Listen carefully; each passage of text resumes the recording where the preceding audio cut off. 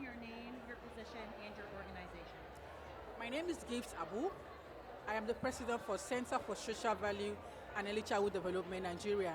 Great, great. And tell me why ending FGMC is so important to you.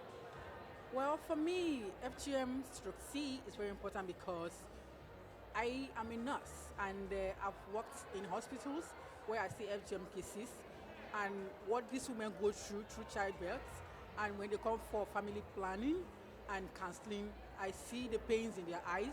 I see women dying during childbirth and I see women leaving their homes because of they are being mutilated. And that motivated me to go into the campaign. And another reason was because I tried saving a pregnant woman who was being forced to be mutilated and she refused. And because of that, the in-laws abandoned her to labor on her own. But before I could come into the scene to help her to deliver, she died on the way.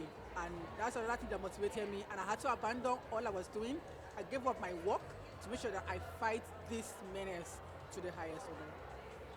And how many stories do you have like that where women I are have dying? I have a lot of stories, both from survivors, from cutters, and from young women and men and fathers. Let's say I have roughly about 38 stories right now at hand. And for somebody who's just getting involved in the issue, what is the most effective way that they can be part of the effort to end FGMC? Like, what can someone who is just brand new, not necessarily a survivor even, but just like passionate about the issue, what can they do? For anybody that wants to take part in the fight to end FGM, I think it's very simple. There's one key thing I used to tell activists or anybody that is interested in fighting FGM stroke C, and that is called passion. If you have the passion, you'll be able to do the work without looking back.